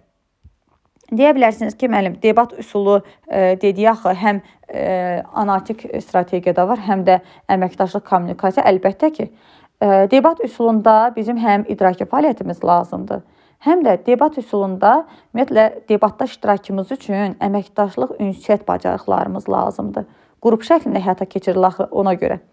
Qrup şəklində həyata keçirildiyi üçün sosial bacarıqları tələb edir və eyni zamanda ünsiyyətdir, əməkdaşlıqdır, dinləmə mədəniyyətidir, qrupla birgə fəaliyyətdir. Baxın, bunların hər birini biz bilməliyik debatda iştirak etməyimiz üçün. Ona görə debat həm idraki fəaliyyətə yönəlikdir, debat həm də ünsiyyət və əməkdaşlıq bacarıqlarını da formalaşdırmış olur. Çünki qrupla həyata keçirilir. Daha sonra məsəl üçün deyə bilər ki, ünsiyyət, yəni əməkdaşlıq və ünsiyyət strategiyaları hansı bacarıqları formalaşdırır? Şagirdlər bir-birini dinləməyi, argumentlərini əsaslandırmağı, ehtiyac olduqda mövqeyini yenidən nəzərdən keçirməyi öyrənirlər. Fikir versiniz, debat üsuluna aiddir bu. Bu, debat üsuluna aiddir. Deyir, şagirdlər bir-birini dinləməyi bacarmalıdır. Debat üsulunda əlbəttə ki, səbirli, təmkinli olmalısan, qarşı tərəfi dinləməlisən. Argumentlərini əsaslandırmağı, argumentlər, dəlillər, sübutlar debat üsulunda mütləq olmalıdır. Deməli, ehtiyac olduqda mövqeyini yenidən nəzərdən keçirməyi öyrədir. Fikir versiniz, bu hansı təfəkkürə aiddir? Tənqidi təfəkkürə. Bax, yazıram bura tənqidi. Tənqidi təfəkkürlü insanlar da hansı üsulu sevir? Debat üsulunu sevir. Çünki debat ümumiyyətlə tənqidi təfəkkürlü insanların ən sevdiyi üsul debat üsuludur. Çünki orada dəlillərlə, sübutlarla, argumentlərlə danışırlar. Orada bir fəaliyyət var, birgə fəaliyyət, müzakirə var. Sual vermə, sual tərtib etmə, eyni zamanda orada bir belə deyək də dinləmə mədəniyyətidir, qrupla birgə iş fəaliyyətidir, müzakirələr, bunların hər birini tənqidi təfəkkürlü insanlar sevir. Və burada xüsusi qeyd olunub ki, ehtiyac olduqda mövqeyini yenidən nəzərdən keçirməyi öyrənir. Ən sevdiyi üsullardan biri. Tənqidi təfəkkürlü insanlar ehtiyac olduqda mövqeyini yenidən nəzərdən keçirə bilirlər. Yəni, lazımsız tartışmanı, belə deyək də, lazımsız tartışmanı kənara qoya bilirlər tənqidi təfəkkürlü insanlar. Sonra bilik təkcə müəllimdən deyil, həmyaşıdlarla qarşılıqlı fəaliyyət, sual vermə, izah etmə, müzakirə yolu ilə formalaşır. Bəli, əlbəttə. Və burada qarşılıqlı şəkildə birgə fəaliyyət varsa, deməli, burada sual vermə, izah etmə, müzakirə bacarıqları formalaşır şagirddə. Sosial və kommunikativ bacarıqlar, dinləmə, danışma, sual vermə, fikrə hörmətlə yanaşma, razılaşma, sonra razılaşmama mədəniyyəti, sonra kompromis tapma, yəni güzəştə getmə, razılıq, güzəştə getmə, hər biri formalaşır. Şagird öz rolunu qrupun ümumi nəticəsinə təsirini görür. Məsuliyyət və cavabdehlik hissi güclənir. Bəli, qrupla işdə, müəllimlər, qrupla işdə vəzifə bölgüsü var. Buraya məsuliyyətdir, cavabdehlikdir. Bunların hər biri qrupla işin məsuliyyət, yəni vəzifə bölgüsünə daxildir. Müxtəlif baxışların toqquşması hesabına tənqidi düşünmə və arqumentləşdirmə bacarıqlarını möhkəmlənir. Bəli, tənqidi təfəkkürlü insanların ən sevdiyi üsullardan biridir bu. İndi baxaq bir-bir üsullarımıza. Beyin həmləsi üsulu. Müəllimlər, beyin həmləsi üsulu demişdik ki, burada şagirdlərin ideyaları toplanır, fərdi və qrup şəklində keçirilə bilir. Bax, bu fərdi və qrup sözünü yadınızda saxlayın. Görün, burada yazılıbmı? Bəli, yazılıb. Baxın, müəllimlər, burada qeyd edirəm. Qrupla və fərdi şəkildə həyata keçirilə bilir. Deməli, burada şagirdlərə bir problemli situasiya təqdim olunur. Şagirdlərin ideyaları, fikirləri toplanılır. Amma burada diqqət olunması məsələ hardadır? Burada şagirdlərin fikirlərinə müdaxilə etmək olmaz. Sənin fikrin düzdür, sən səhv deyirsən, sən düz deyirsən. Yəni, belə cavablar vermək olmaz. Ümumiyyətlə, sualları cavablandırmaq, suallara müdaxilə etmək, ümumiyyətlə, fikirlərə müdaxilə etmək, ideyalara müdaxilə etmək olmaz. Sadəcə burada ideyalar, fikirlər toplanılır.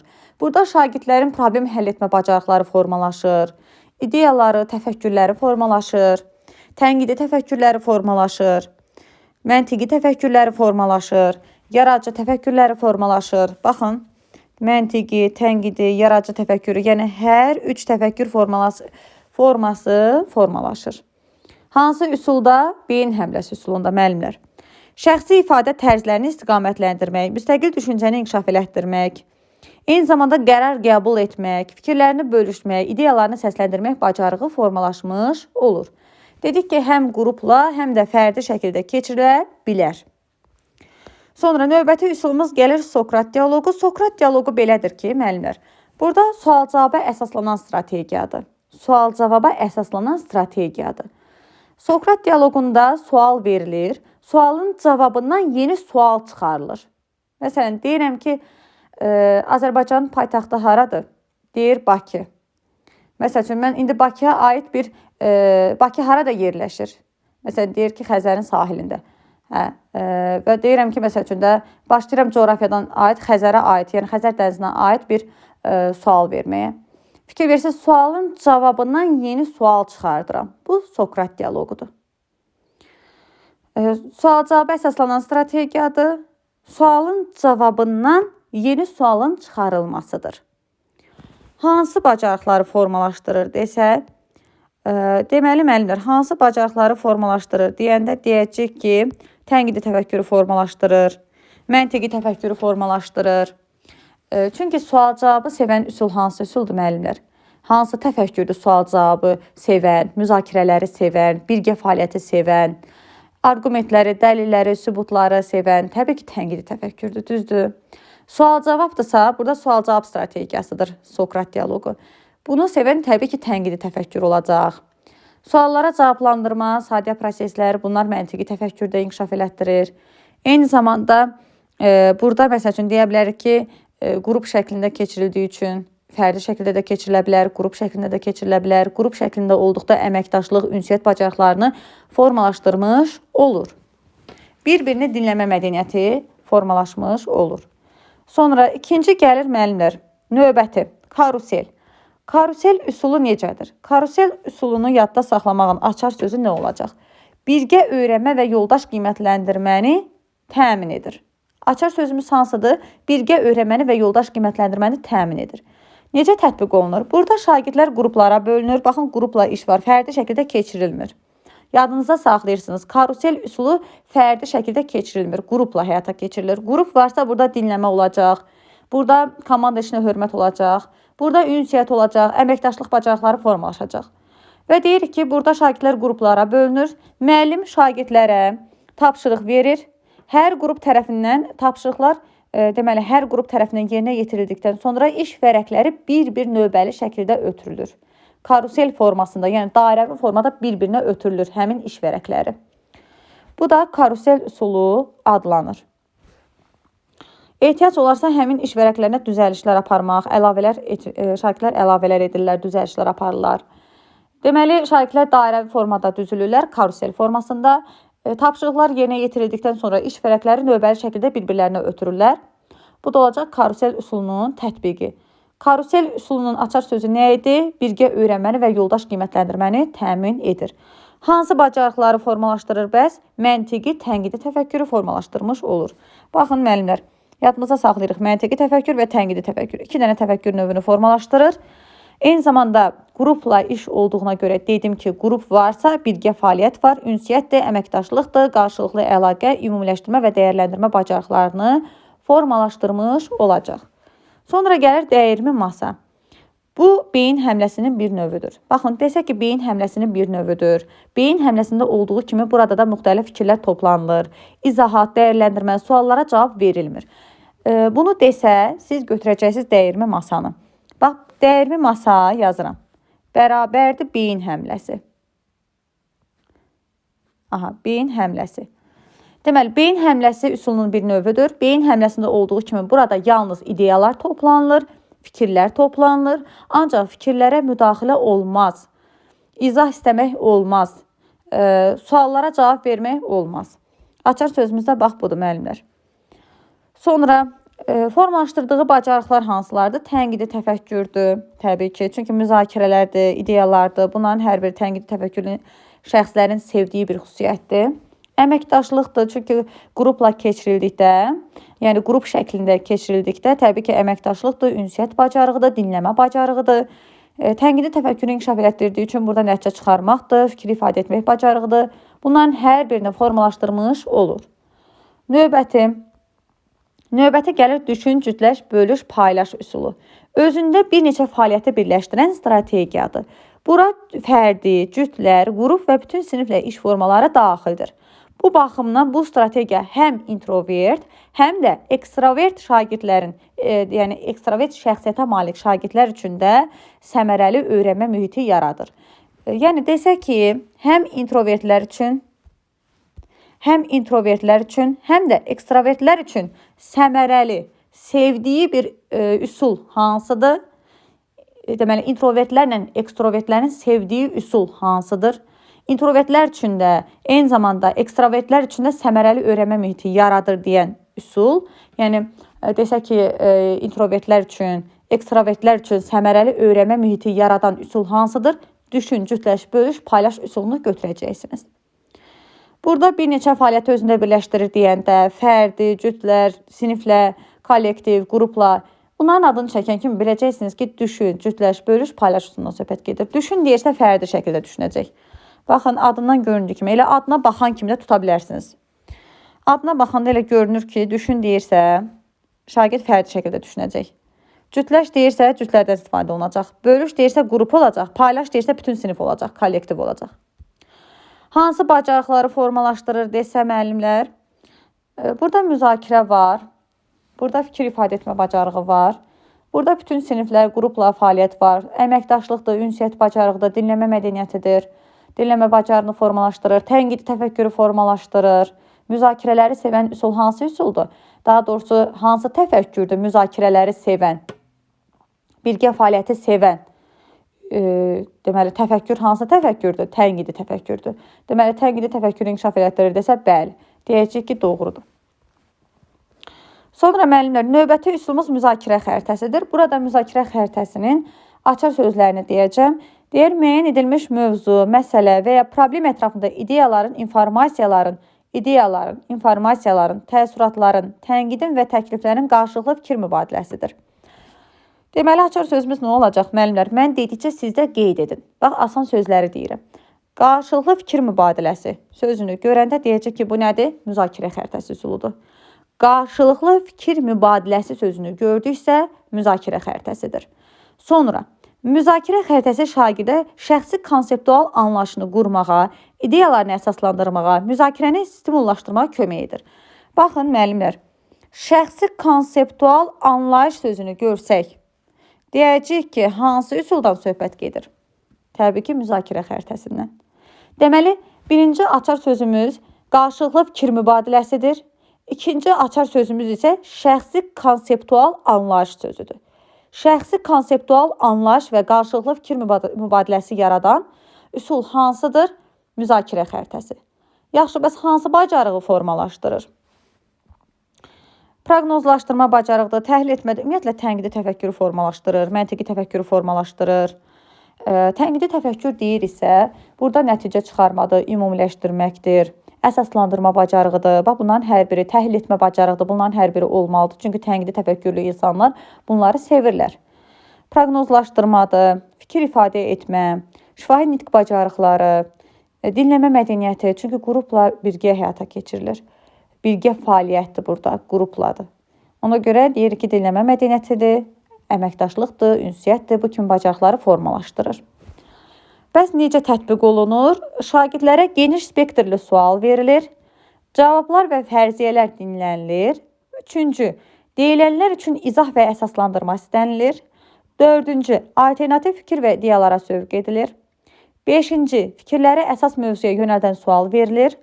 Altıncı, müzakirənin sonunda əsas məqamlar və deyilən fikirlər ümumiləşdirilir, bir daha vurğulanır. Ümumiləşdirmə harda olur, müəllimlər? Sonda olur, düzdür? Sual vermək harda olur? Birinci. Bax, bu açar sözlərdən də yola çıxıb ardıcılığı tapa bilərsiniz. Tapa bilərsiniz, müəllimlər. Baxın, birinci sual verilir, sonra cavablar və fərziyələr dinlənilir. Üçüncü, deyir ki, deyilənlər üçün izah və əsaslandırma istənilir. Dördüncü, alternativ fikir və ideyalara sövq edilir. Beşinci, fikirləri əsas mövzuya yönəldən sual verilir. Altıncı isə ümumiləşdirilir və bir daha fikirlər vurğulanır. Sonra gəlirik ziqzaq üsuluna. Ziqzaq üsulunun açar sözü nə olacaq? Ziqzaq üsulunda böyük mətnin qısa zaman müddətində şagirdlərə mənimsədilməsidir. Deməli, böyük mətnin qısa zamanda mənimsədilməsi sözü bizim açar sözümüzdür. Ziqzaq üsulu vasitəsilə şagirdlər böyük mətni qısa zamanda mənimsəyirlər, qısa müddətdə mənimsəyirlər. Məsəl üçün, böyük mətindir, mən şagirdləri 4 qrupa bölürəm, hər mətnin tərkib hissəsini bir qrupa verirəm. Şagirdlərin hərəsi, yəni mətnin bir tərkib hissəsini öyrənir. Məsəl üçün, mətnin giriş hissəsini verirəm bir qrupa, əsas hissəsini verirəm bir qrupa, nəticə hissəsini verirəm bir qrupa. Məsəl üçün, deyək ki, ideyaların və xülasəsinin tapılması, müəyyənləşdirilməsini də verirəm digər qrupa. Şagirdlərin hər biri öz üzərinə düşən fəaliyyətləri yerinə yetirir və beləliklə həm vaxta qənaət etmiş oluruq, həm də tez bir zamanda böyük mətni mənimsəmiş oluruq. Təbii ki, şagirdlər bir-birini dinləməlidirlər. Məsəl üçün, mətnin giriş hissəsini gəlib danışanlar, izah edənlər, öyrənənlər, mətnin əsas hissəsini öyrənənləri də dinləməlidirlər ki, anlasınlar. Deməli, hər qrup bir-birini diqqətlə dinləməlidirlər. Deməli, dinləmə mədəniyyətini formalaşdıracaq. Sonra nə formalaşacaq, müəllimlər? Dinləyib anlama, oxuyub anlama, danışma, təhlil etmə, əməkdaşlıq. Çünki niyə qrupla həyata keçirilir, müəllimlər? Baxın, yazıram bura qrupla. Qrupla həyata keçirilir. Burada dinləyib anlamadır, oxuyub anlamadır, danışmadır, təhlil etmə bacarıqdır və əməkdaşlıq bacarığı formalaşmış olur. Ziqzaq üsulu vasitəsilə. Və müəllimlər, açar sözümüz, digər açar sözümüz. Baxın, doğma qruplardır, diqqətli olaq. Ziqzaq üsulunda digər bir açar sözümüz nə olacaq? Doğma qruplar sözü. Bax, harada doğma qruplar görsəz, deyirsiniz ki, bu ziqzaq üsuludur. Vəssalam. Deməli, açar sözümüz nə oldu? Böyük mətnin qısa zaman müddətində şagirdlərə mənimsədilməsi deyəndə ziqzaq üsulunu götürürük. Doğma qruplar adı keçəndə, doğma qruplar sözünü görəndə ziqzaq üsulunu götürürük. Hansı bacarıqları formalaşdırır deyəndə, deyəcək ki, qrupla fəaliyyət var deyə, qrup işi var deyə, qrup şəklində həyata keçirilir deyə əməkdaşlıqdır, dinləyib anlamadır, oxuyub anlamadır, danışma, təhlil etmə bacarıqları burada formalaşmış olur. Yəni, bir növ tənqidi təfəkkür. Bax, yazıram bura tənqidi. Tənqidi təfəkkür formalaşmış olur. Sonra müəllimlər növbəti gəlirik biz digər üsulumuza. Digər üsulumuz akvarium iş üsuludur. Akvarium iş üsulu nədir, müəllimlər? Deməli, Sokrat müzakirəsinin bir versiyasıdır. Sokrat müzakirəsi nə idi, müəllimlər? Deməli, sual verilir. Sualın cavabından yeni sual çıxarılır. Sualın cavabından yeni bir sual çıxarılırdı. Burada isə akvariumda müzakirələr təşkil olunur. Müzakirələr belə təşkil olunur ki, burada qruplar var. Burada böyük qruplar və kiçik qruplar anlayışı var. Deməli, açar sözümüz nə olacaq? Böyük qruplar və kiçik qruplar. Baxın, böyük qruplar və kiçik qruplar olacaq. Sonra xarici, daxili qruplar olacaq. Baxın, burada da adı keçir. Xarici dairə, daxili dairə, xarici qruplar, daxili qruplar. Deməli, baxın, daxili və xarici qruplar bir yerə yığılıb refleksiya edirlər. Deməli, açar sözlərimiz böyük və kiçik qruplardır. Sonra daxili və xarici qruplardır. Bunların hər biri akvarium iş üsulunun açar sözləridir. Sokrat müzakirəsinin bir versiyasıdır. Bunu da unutmuruq. Sonra burada necə olacaq? Burada böyük kiçik qruplar olacaq. Kiçik qruplarda müzakirələr təşkil olunur. Baxın, görürsünüz ekranda. Bu kiçik qruplardır. Bu kiçik qruplardır. Bu isə böyük qruplardır. Kiçik qruplar müzakirə təşkil edir. Öz aralarında müzakirə aparırlar. Böyük qruplar isə dinləyirlər və müşahidə edirlər. Kiçik qrupları dinləyirlər və müşahidə edirlər. Sonra yerlər dəyişilir. Baxın, sonra yerlər dəyişilir. Yəni bir müzakirə üsuludur deyək. Hansı bacarıqları formalaşdırır desə, deyə bilər ki, tənqidi təfəkkürü formalaşdırır. Çünki tənqidi təfəkkürlü şəxslər müzakirəni çox sevirlər. Daha sonra dinləmə, bax, dinləməlidir, müşahidə etməlidir. Müşahidə bacarığını formalaşdırır, dinləmə bacarığını formalaşdırır. Çünki xarici dairə, yəni kənarda əyləşənlər böyük qrup, kiçik qrupu dinləməlidir, müşahidə etməlidir. Deməli, dinləmə bacarığıdır. Sonra əməkdaşlıq bacarığıdır, ünsiyyət bacarığıdır. Bunların hər birini formalaşdırır. Tənqidi təfəkkürünü, hər bir deyək ki, məntiqi təfəkkürdür və tənqidi təfəkkürdür. Bunları formalaşdırır. Sonra gəlirik növbəti üsulumuza. Bu qartopu texnikasıdır. Qartopu texnikası necədir? Qartopu hazırlayanda fikir vermişsiniz. Şagirdlər qardan adam hazırlayanda birinci qartopu şəklində hazırlayır da. Onu get-gedə elə bil böyüdür. Birinci balaca bir qartopu hazırlayır. Sonra o qartopunu get-gedə böyüdür. Ki ondan qardan adam hazırlasın. Düzdür? Birinci balaca qartopunu hazırlayır. Sonra onu get-gedə böyüdür ki, qardan adam hazırlasın. Bax, qartopu texnikası da budur, müəllimlər. Qartopu texnikası şagirdlərin bir-birləri ilə müxtəlif konsepsiya və mövzuları paylaşmalarına və öyrətmələrinə kömək edən aktiv bir öyrənmə strategiyasıdır. Bu texnika şagirdlərə qrup şəklində işləməyə, deməli, hansı şəkildə həyata keçirilir, hansı formada? Qrup şəklində. Qrup varsa burada nə olacaq?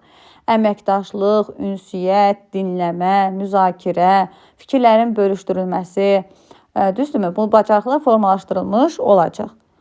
Və burada qeyd olunur ki, deməli, şagirdlər öz biliklərini qrup şəklində işləməyə və tədricən öz biliklərini qurmağa imkan verir.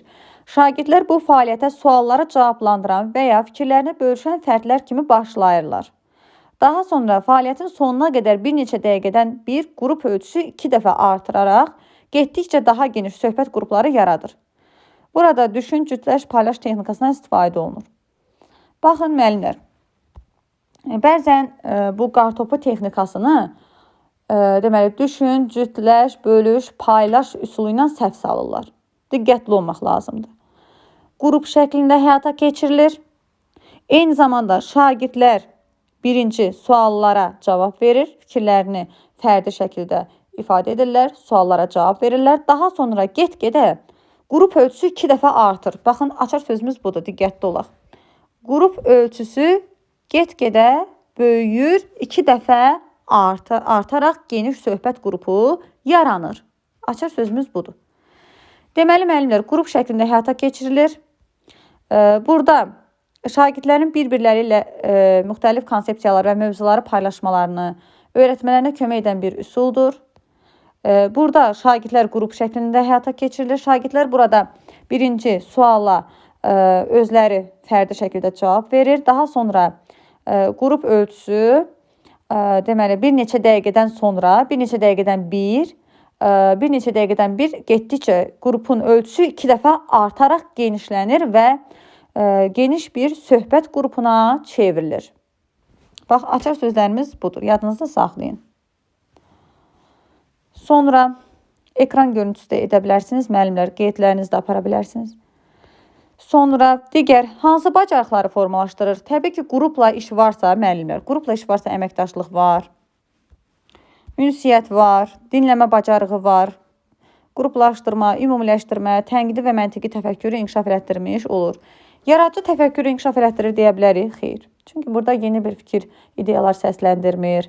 Burada nəsə bir şey hazırlamır, nəsə bir şey yaratmır. Ona görə biz deyirik ki, tənqidi və məntiqi təfəkkürü inkişaf elətdirir. Tənqidi təfəkkür varsa, ümumiləşdirmədir, qruplaşdırmadır, əsaslandırmadır, təhlil etmə kimi bacarıqlar var burada. Eyni zamanda əməkdaşlıq bacarığı, qrup varsa əməkdaşlıq dinləmə bacarığı, ünsiyyət bacarığı da formalaşmış olacaq. Sonra növbəti gəlir bizim digər sinif küncləri. Sinif küncləri ən çox kinestetik öyrənmə tərzinə malik şagirdlər üçün əlverişlidir. Kinestetik təlim, ümumiyyətlə kinestetik öyrənmə tərzinə malik olan şagirdlər üçün effektiv bir üsuldur. Burada şagirdlər düşüncələrini sinif ilə bölüşmək imkanı verən, deməli, həm də onlara dərs zamanı hərəkət edə bilmək imkanları verən əyləncəli bir fəaliyyətdir. Hərəkət etmək deyəndə təbii ki, kinestetik yadımıza düşür. Kinestetik öyrənmə tərzinə malik şagirdlər üçün səmərəlidir. Həmçinin biz deyirik ki, hiperaktiv şagirdlər üçün də səmərəli bir üsuldur. Hiperaktiv nədir, müəllimlər? Hiperaktiv hərəkətli. Bir növ elə bir dəcəl uşaqlardır da. Hansı ki, biz onları dərs boyu sakit saxlamaqda çətinlik çəkirik. Düzdür? O zaman biz onun öyrənmə tərzinə uyğun dərsimizi keçməliyik. Hərəkətli bir fəaliyyətlərdən, üsullardan istifadə etməliyik ki, şagird dərsə adaptasiya olsun. Ona görə də sinif küncləri ən səmərəli üsuldur ki, hərəkətli olmağı sevən şagirdlər üçün, hərəkətli şagirdlər üçün, yəni hiperaktiv şagirdləri dərsə cəlb etmək üçün, eyni zamanda kinestetik öyrənmə tərzinə malik şagirdlər üçün sevimli bir üsuldur. Sinifin künclərinə, deməli, sinifin 3 küncünə razıyam, razı deyiləm, əmin deyiləm sözləri yazılır. Sonra müəyyən fikirləri oxuyur, müəllim müəyyən fikirləri oxuyur. Şagirdlər də bu fikirlərə uyğun cavablarını sinifin müvafiq künclərinə getməklə, yəni yerlərindən durub hərəkət edib sinifin küncünə gedirlər. Razıdırlarsa, razıyam küncünə gedirlər. Narazıyamsa, yəni razı deyiləmsə, razı deyillərsə verilən fikirlə, razı deyiləm küncünə gedirlər. Sonra əmin deyillərsə fikirlərdən, yəni cavabdan əmin deyillərsə, əmin deyiləm küncünə hərəkət edirlər. Baxın, hərəkətli bir öyrənmə mühiti yaranır. Bu da kinestetik öyrənmə tərzinə malik şagirdlər üçün və eyni zamanda hiperaktiv və eyni zamanda bədən kinestetik intellektinə sahib şagirdlər üçün əyləncəli, effektli bir üsul olmuş olacaq. Formalaşdırılan bacarıqlar deyir, müəllimlər, burada fikir əsaslandırmaqdır, münasibət bildirməkdir, dəyərləndirməkdir, təhlil etməkdir, arqument gətirmək. Bir növ nə görürsünüz? Hansı təfəkkürü görürsünüz burada? Bir sözlə mən burada görürəm tənqidini. Tənqidi təfəkkür. Tənqidi təfəkkürü inkişaf elətdirmiş olan bir üsuldur. Sonra müəllimlər, mən kiməm üsulu. Bu, ümumiyyətlə, müasir dövrümüzdə ən çox istifadə olunan üsuldur bu mən kiməm üsulu. Çünki şagirdlər üçün çox maraqlı gələn bir üsuldur şagirdlərə. Deməli, mən kiməm üsulu necə tərtib olunur müəllimlər? Mən kiməm üsulunda müəllim bir şagirdi seçib yapışqanlı kağıza onun üçün seçdiyimiz şəxsiyyətin adını yazıb alnına yapışdırırıq.